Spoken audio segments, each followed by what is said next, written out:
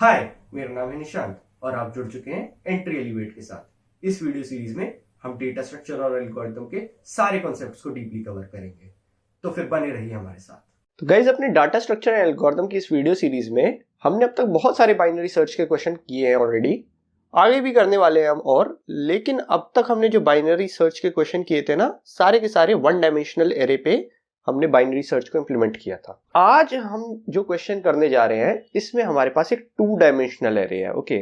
और इस पे हमें बाइनरी सर्च का यूज करते हुए किसी एक एलिमेंट को फाइंड आउट करना है। तो शुरुआत में आपको ये प्रॉब्लम थोड़ी सी डिफिकल्ट लग सकती है, थोड़ी सी ट्रिकी लग सकती है कि आखिर किस तरीके से टू डायमेंशनल एरे में बाइनरी सर्च का यूज करें। लेकिन जो हमारा वन डायमेंशनल एरे में जिस तरीके से हम बाइनरी सर्च का यूज करते हैं ना, अगर उसी को हम यहाँ पे इंप्लीमेंट करें तो यकीन मानो टू डायमेंशनल एरे में भी किसी भी एलिमेंट को बाइनरी सर्च करना उतना मुश्किल काम नहीं है। तो देखो क्या अप्रोच रहनी चाहिए आप लोगों की। तो यहाँ पर हमारे पास एक एरे है, ऑलराइट, 2D एरे है। ये रो वाइज भी सॉर्टेड है, सारी रोज देख लो आप इसकी सॉर्टेड है, और कॉलम वाइज भी सॉर्टेड है, सारे कॉलम भी इसके सॉर्टेड है, ऑलराइट। तो चलिए देखते हैं 2D एरे में हम ये अपना बाइनरी सर्च किस तरीके से लगा सकते हैं। तो सबसे पहले मैं आपसे कह रहा हूं कि जो इसका फर्स्ट कॉलम जो है ना, फर्स्ट कॉलम, इसको आप सेलेक्ट कर लीजिए, ओके। फर्स्ट कॉलम जिसका इंडेक्स क्या होगा, 0 इंडेक्स होगा कॉलम का, ओके।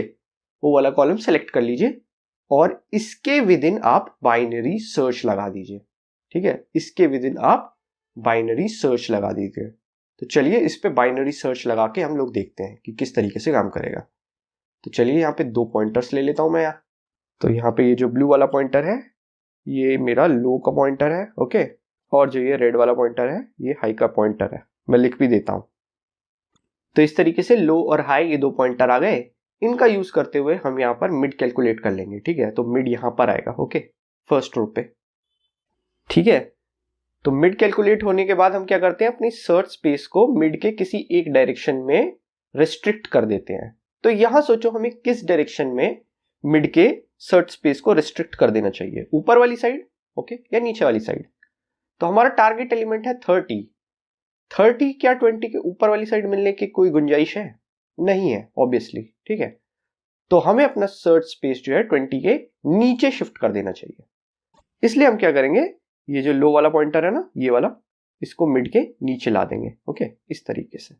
तो अब देखो लो पॉइंटर यहाँ पे पॉइंट कर रहा है और हाई पॉइंटर यहाँ पे पॉइंट कर रहा है। तो अब जो ये मिड कैलकुलेट होके आएगा ये यहाँ पर ऐसे लो के साथ कोइंसाइड करेगा। तो अभी मिड पे कौन सी वैल्यू है, 40, ओके। तो टारगेट जो है वो मिड से छोटा है, तो हमें सर्च स्पेस किस तरफ रेस्ट्रिक्ट करनी चाहिए, मिड से ऊपर की साइड, ठीक है, क्योंकि छोटी वैल्यू मिड से यहाँ पे 40 से ऊपर ही मिल सकती है। तो उसे रिस्ट्रिक्ट करने के लिए ये जो हाई है इसको मैं मिड के ऊपर डाल देता हूं। अब इस सिचुएशन में आप देखो हाई और लो एक दूसरे को क्रॉस कर चुके हैं, ओके। हाई और लो एक दूसरे को क्रॉस कर चुके हैं, लेकिन अभी तक हमें वो टारगेट एलिमेंट जो है वो मिला नहीं है, ठीक है। याद रखना टारगेट एलिमेंट 30 अभी तक हमने फाइंड आउट नहीं किया है। लेकिन इससे ये फायदा हो गया कि अभी मेरा हाई पॉइंटर जो है वो उसी रो में पड़ा है जहां पर मुझे ये टारगेट एलिमेंट मिलने की गुंजाइश है, ओके। ये टारगेट एलिमेंट मुझे इसी रो में मिल सकता है अगर एग्जिस्ट करता है, तो जिस पे अभी ये हाई पॉइंट आउट कर रहा है। तो अब मैं जो ये बाइनरी सर्च है वो इस रो पे लगाऊंगा जिस पे अभी हाई पॉइंट कर रहा है, ओके, हाई पॉइंट कर रहा है। तो एक काम करता हूं, मैं इसको थोड़ा कॉपी कर लेता हूं। तो ये वाली रो मैं कॉपी करके यहाँ पे आपके सामने रख दी है ताकि आपको अच्छे से दिखे कि आगे का सर्च किस तरीके से काम करेगा।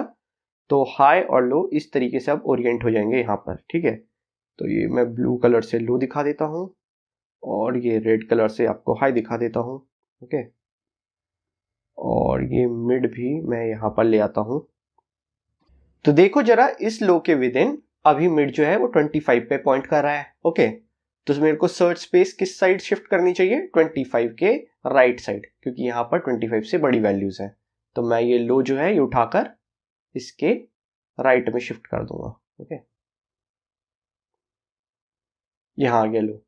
अब ये मिड नया कैलकुलेट होके आएगा तो वो यहाँ पर लो के साथ कोइंसाइड करेगा। तो अब एरे मिड पर 30 है, टारगेट मेरा 30 है, तो मुझे मेरा टारगेट एलिमेंट मिल गया है, ओके। तो यहां पर मुझे ये पता चल गया कि जो मेरा पहला मैंने बाइनरी सर्च लगाया था इस वाले कॉलम पे, ओके, इस वाले कॉलम पे, इसमें जो क्रॉस करने के बाद हाई की वैल्यू थी यानी ये, उससे मुझे ये पता चल जाएगा कि किस रो में मेरा एलिमेंट लाई कर रहा है, ओके, ठीक है, रो का पता चल जाएगा, रो के इंडेक्स का। और फिर जब मैंने उस वाली रो के अंदर बाइनरी सर्च लगाया तो फिर वहां पे बाइनरी सर्च लगाने के बाद मुझे कॉलम का पता चल जाएगा। तो दोनों इंडेक्स का यूज करके मैं जो है वो रिजल्ट दे सकता हूं कि आखिर वो एलिमेंट कहां लाई कर रहा है मेरे 2D सॉर्टेड एरे में। आइए एक बार कोड देख लेते हैं जिससे हमारा ये लॉजिक क्लियर हो जाएगा एकदम। तो देखो यहाँ पे मैंने वही 2D एरे ले रखा है और टारगेट ले रखा है 30, ओके। तो सबसे पहले यहाँ पे मैं वो फर्स्ट कॉलम में रो खोजने वाली काम कर रहा हूँ, ओके। तो देखो यहाँ पे मैंने बाइनरी सर्च लगाया है फर्स्ट कॉलम के ऊपर, ठीक है। यहाँ पे देखो आप 0 जो है कॉलम का इंडेक्स है, इसका मतलब ये फर्स्ट कॉलम के ऊपर मैंने बाइनरी सर्च लगाया है, ठीक है।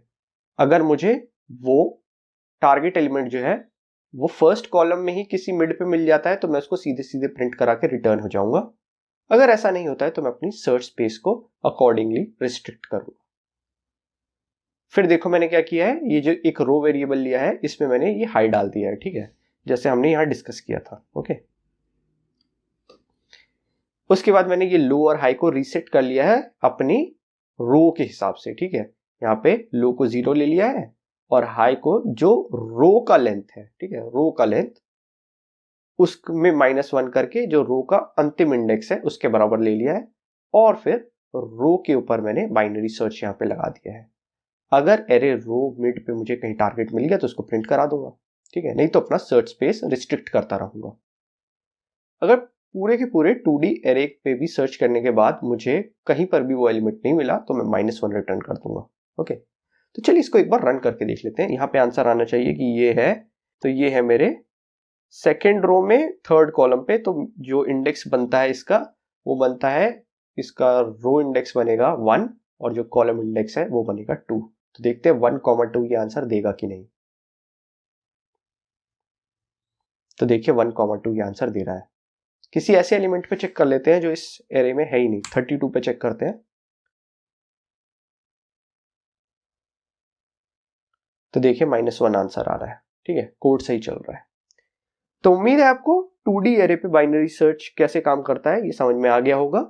वीडियो अच्छी लगी हो तो लाइक कर दीजिए, चैनल को सब्सक्राइब कर दीजिए और नोटिफिकेशन बेल दबाना बिल्कुल नहीं भूलिए। तो दोस्तों वीडियो खत्म करने से पहले एक बहुत इंपॉर्टेंट बात मैं आपसे कहना चाहूंगा। एंट्री एलिवेट हिंदी में हम आपके लिए लाए हैं एक ऑसम और affordable full stack web development programme.